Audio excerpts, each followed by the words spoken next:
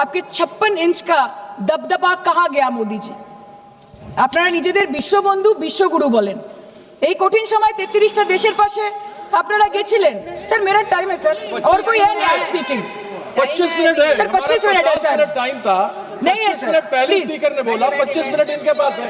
Sir আপনারা নিজেদের বিশ্ববন্ধু বিশ্বগুরু বলেন, কিন্তু এই কঠিন সময় যে 33টা দেশের কাছে আপনারা বন্ধুত্বের হাত আশা করে গেছিলেন, কজন সরাসরিভাবে আপনাদের সমর্থন করেছে আমরা তাদের ফিডব্যাক পড়েছি। কেউ কেউ আমেরিকাকে ধন্যবাদ জানিয়েছে, কেউ কেউ নিউট্রাল থেকেছে, নিরপেক্ষ থেকেছে, আর কেউ কেউ মুখে কুলু পেটেছে। পহেলগাঁও কাণ্ডের পর প্রধানমন্ত্রী 8 বার বিদেশ ভ্রমণ করেছে, কি লাভ বিশ্ব ভ্রমণ করে যখন সবাই শুধু আয়োজনে আছে, কেউ প্রয়োজনে নেই। कल अनुराग जी बोल रहे थे कि हम किसी के पास सहयोग मांगने नहीं गए, हम विवरण देने गए थे कि हम कैसे जीते। खुद का ढिंडोरा क्या पीटना, पूरा देश देख रहा है, पूरा विश्व देख रहा है। पराक्रमी बने, विजयी बनेंगे लोग बोलेंगे ना, आपको जाने की क्या जरूरत है इतने सारे जगह। না বিশ্ব বন্ধু হতে পারলেন, না দেশ বন্ধু হতে পারলেন। পেহেলগাঁওতে এত বড় একটা ঘটনা ঘটে গেল, পেহেলগাঁও গেলেন না। ক্রস বর্ডার শেলিং এ পুঞ্চ রাজৌরি উড়িতে 27 জন মারা গেল, সেখানে গেলেন না। তৃণমূল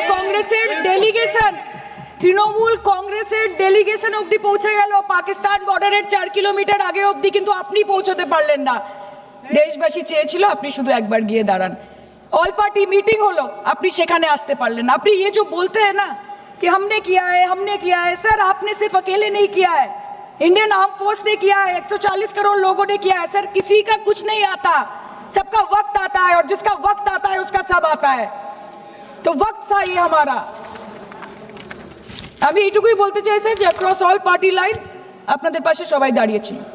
বাংলাকে বছরের পর বছর বঞ্চনা করেছেন, বাঙালি এবং বাংলা ভাষাকে অসম্মান করেছেন, তারপরেও আমাদের রাজ্যবাসী, আমাদের মুখ্যমন্ত্রী, আমাদের দল দেশের এই কঠিন সময় কোনো রকমের রাজনীতি না করে আনকন্ডিশনাল এবং আনকোয়েশ্চন সাপোর্ট দিয়েছিল ভারত সরকারকে। এবং আমাদের নেতা অভিষেক ব্যানার্জি আপনাদের পাঠানো ডেলিগেশনে গেছিলেন, ভারতের জয়গান গেয়ে এসছেন, নানান দেশে গিয়ে পরিচয় দিয়েছেন একজন জাতীয়তাবাদী এবং নিবেদিত প্রাণ ভারতীয় হওয়ার।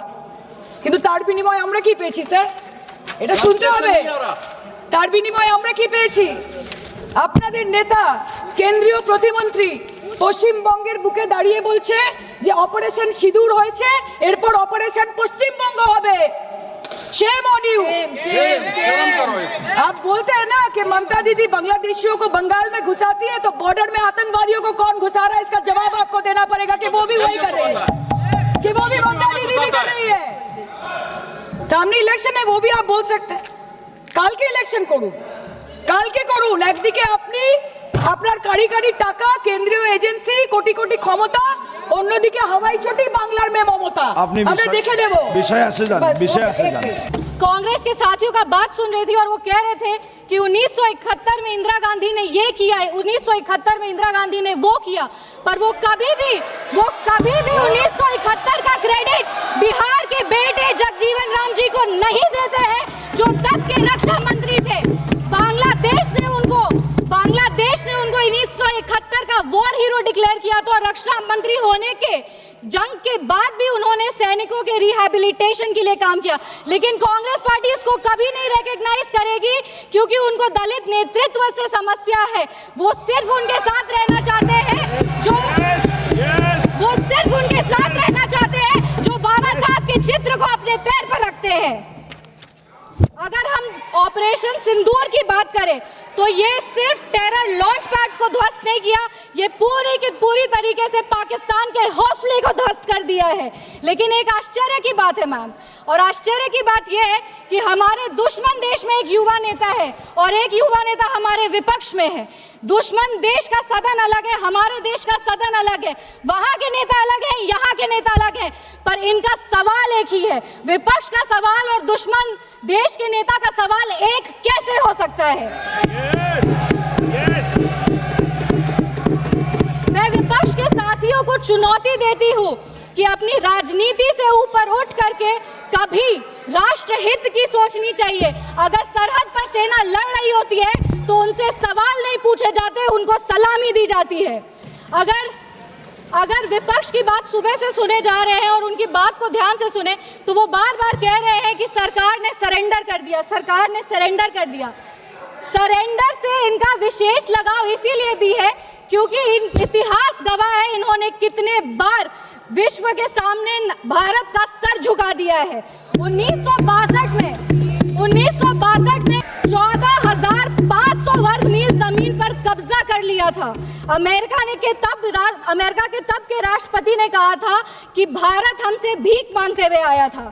1971 में वेस्टर्न मीडिया ने प्रधानमंत्री के बारे में जो भी कहा हो, उन्होंने हमारे देश के बारे में, भारत के बारे में कहा कि भारत एक धोखेबाज देश है और भारत नागरिक धोखेबाज लोग हैं।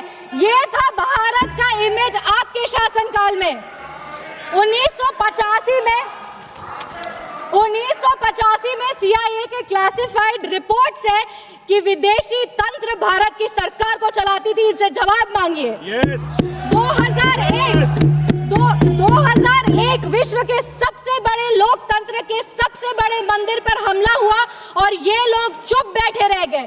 2008 मुंबई अटैक, पूरी तरीके से देश को झंझोड़ दिया गया, पर इन्होंने कभी नहीं जवाब दिया। अगर आज आतंकवादियों को जवाब दिया है तो वो हमारे यशस्वी प्रधानमंत्री श्री नरेंद्र मोदी जी की सरकार ने दिया है।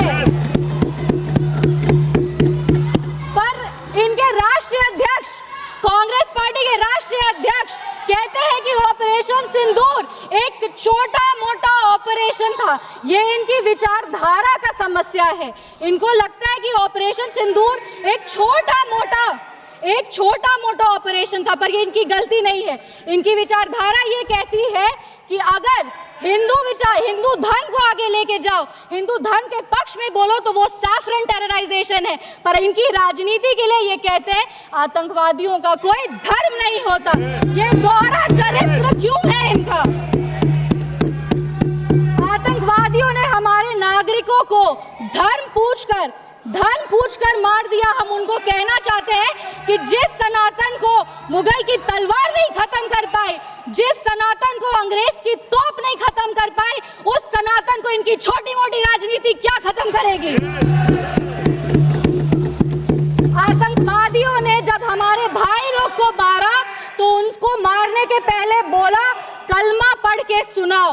उन नागरिक की बहन होने के नाते, इस देश की बेटी होने के नाते हम उनको महाभारत सुनाना चाहते हैं।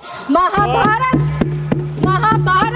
सत्य और धर्म की लड़ाई जरूर है, लेकिन महाभारत द्रौपदी के प्रतिशोध का भी प्रतीक है। द्रौपदी का बदला महाभारत है और हमारी संस्कृति में है। अगर नारी सम्मान में त्रुटि होगी तो फिर से महाभारत रचा जाएगा। और महाभारत में लिखा है धर्मो रक्षति रक्षता। जो धर्म की रक्षा करते हैं, धर्म भी उन्हीं की रक्षा करता है।